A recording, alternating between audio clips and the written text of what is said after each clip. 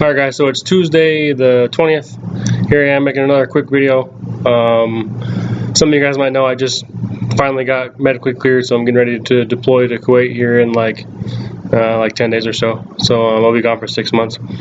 Really kind of crappy timing, but I'm ready to go, whatever, and get it over with, make the extra money, and all that kind of good stuff. So anyway, personal stuff set aside. Leaving soon, so I just got into the cast iron cooking and kind of somewhat collecting or whatever, and my oven doesn't have a self clean, so I went through that fiasco and lots of wire brushing and just huge pain in the ass, and took just entirely too long. And just, not that I'm too lazy to do the work, but I can only use a 4-inch grinder on the balcony of an apartment for so long before someone kind of gets after me. So I've seen electrolysis tanks on YouTube and I think on Facebook. They've been around for a couple years now, and I always thought they were way more sophisticated, I would say. A lot harder to build or more science behind it, but really cheap. I got 25 bucks and about $30 I got in mine now. So I went and bought one of the kids, the roped buckets, little toy buckets from Walmart, like the ones that kids put toys in. They're like a little tote. I think it was 20, I can't remember how many gallons it was. I think it was 20 gallons or something like that. 21.5 inches across and 16 inches high, something like that. It was about $6, $5 and change, something like that. So there's $5, and then I spent, I think, $2.99 or $3.99 on the super washing soda, the baking soda stuff. And then I made the mistake of going to Harbor Freight and spending $30 on a battery charger, and it did not work. I kind of had a funny feeling. I don't remember how I came about this, but I had done a little bit of research on battery chargers a little while back, so I kind of knew in my head that for some reason it wouldn't work because it was the automatic style. All the newer battery chargers pretty much are automatic style. So I bought it anyway, and I was like, oh, I can return it if it doesn't work. I thought there might be a hack to, just swap a couple wires inside. I figured it'd be a pretty common thing. I joined an electrolysis Facebook page. A couple guys were really helpful. But anyway, they basically said, like I assumed, there's got to be a battery in series, and then in order to put a battery in series, in order to run it for any amount of time, I would want to have something drawing off the battery. Otherwise, you would just eventually overcharge the battery, I would assume, or have it swell up. And I'm doing it on my balcony, and it's hot here in El Paso. During the day it's about 90 degrees still, and I'm not going to do it inside my apartment because I don't really have any room for it. So leaving it outside, I really don't feel comfortable. So anyway, ended up returning that today, did a bunch more research online, talked to a couple different people on the Facebook pages, and found out, just look for an older one. There's a few, I think Schumacher and Die Hard, something like that, are two of the more common ones that are still made that are not automatic or whatever. I guess they're specifically a manual battery charger, which just means you don't have to have a battery hooked up to it. The newer, most ones have a battery hooked up to them, and they have to have some sort of reading in order to be able to tell what to send. The older ones, you could hook them up for 50 amps and leave a car charger, or leave a battery plugged in for days until it exploded.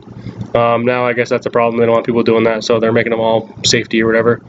But so I'm pawn shopping, found an older Sears for they had it for 19 bucks, and they took like 20% off, and with tax I got it for like 17 or 18 bucks or whatever. So there's 17, 18 bucks then plus 5 for the bucket.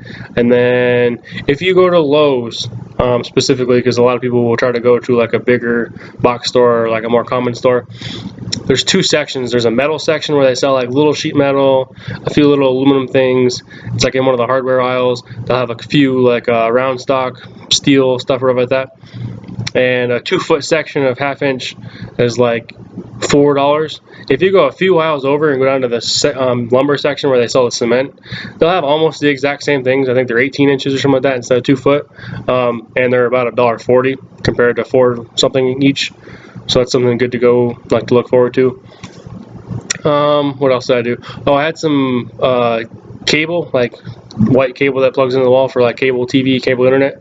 I had a few extra ones of those, so I cut those up to use to connect my anodes, or whatever you want to call them, to connect the rebar. I did 4 rebars inside there and just drilled 2 holes in the top and then put the rebar down like this and wrapped a piece of wire on it, insulated wire obviously, just as a holder, just to tie it down. This is just a temporary one, so I'd like to basically have the same style one once it gets settled in, but make it a 55-gallon drum and a little bit more permanent. Maybe have it set up outside somewhere with like a little unrecognized little carport or something like that, or whatever. But yeah, after kind of decking around for a couple days, I'd kind of been wanting to do one for a while. I've been messing around with the old Maytags and Briggs & Strattons and the old hit and miss engines with my grandfather and stuff. I always thought it would be kind of neat, but I was always just never really got around to trying it or whatever. So now I'm happy that I did. I just got home from work about 15-20 minutes ago and cranked on the AC, took care of my groceries real quick, and about 10 minutes ago plugged this thing up just to see if it would work. So I was super excited to give it a try, and I'll go ahead and show you guys here what we're looking at right now. It's been plugged in for about 10 minutes. Sorry, it might be noisy out here in the parking lot because we're on the balcony, but I'll show you guys real fast what I'm working with here. So here's the charger I found. It's got 10 or 50 amp. I'm running it at 10. I don't know if you can hear it or not, but it's kind of loud. And that's what 10 minutes worth is doing. Seems kind of quick.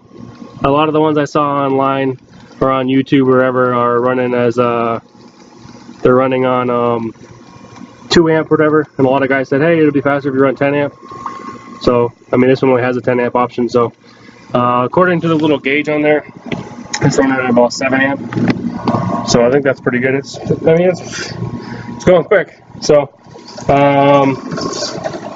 that one there is the number 7. I forget what brand. It's one of the newer ones with the little hash marks on the handle.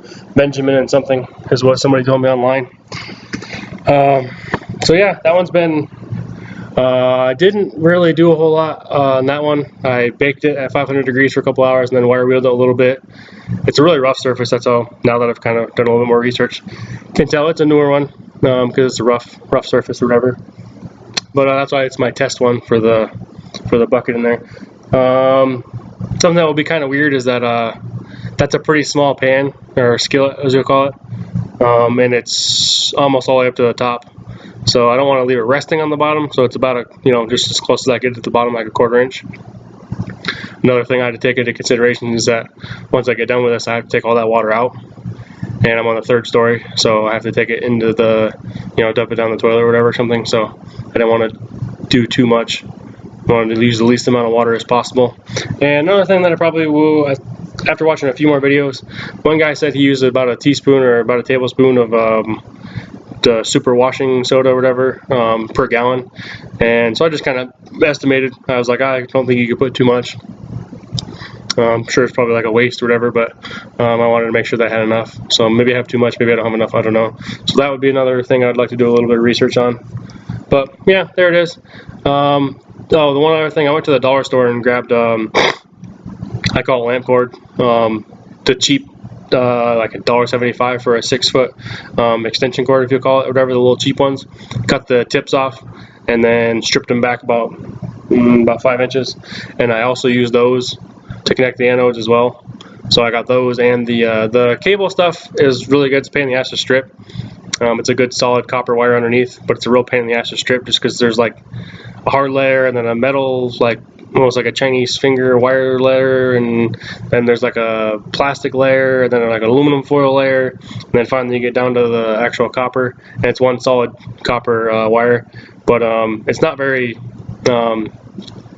it's pretty like brittle. It seems like when you bend it, it doesn't want to really bend very good, and it feels like it would break. And then if you bend it into shape, it wants to like just spring back out. So I didn't really feel 100% comfortable with that. So I put one on each of those, and then I put lamp cord all the way around one more time and wrapped them all up. And then just for a safety precaution, I threw some cheap black tape around all of it just to kind of cover it up and whatnot. So anyway, that's all I got for now. I've been mumbling on here for about 9.5 minutes. So maybe here in the next couple days I'll do another quick video and show you guys how that one turned out. I didn't do it before. somewhere I have some pictures on my laptop maybe or whatever of it when I bought it or something like that to show you the difference. More or less just wanted to give it a try. So we'll see. I don't want to leave this thing running. It's an older series battery charger and it's loud. And I'm in an apartment, so I wouldn't want to like risk anyone else's safety by leaving it on and having something catch on fire or whatever. So I'm not going to run it. I'll probably run it like until I go to sleep, and then shut it off during the day when I'm at work. So we'll see. But anyway, thanks to old Chevy 4x4 for all his help with the cast iron stuff, answering me a lot of questions. And it was kind of the final push for me to just go ahead and build this stupid electrolysis tank and get it over with. Really freaking easy. Wish I would have done it a long time ago. Wish I would have done it last weekend and saved myself all the heartache of all that grinding. But if you guys haven't checked out old Chevy 4x4, check him out. He's got an awesome channel. Always working on an older, small Briggs & Stratton engines type thing. A little bit of a lot of mail calls, like an actual, he's an avid YouTuber type deal. But he also messes around with cast iron, does a little bit of cooking videos, just a little bit of everything. Real cool guy. Would love to meet him someday. But he's been a great help and a huge help with all this kind of stuff. So you guys should go out and check him out. He's on YouTube. I'll try to leave his link on this video, but it's old Chevy 4x4. But anyway, thanks for watching. Please like, subscribe, comment, tell me what you think, add suggestions, and we'll talk to you guys next time.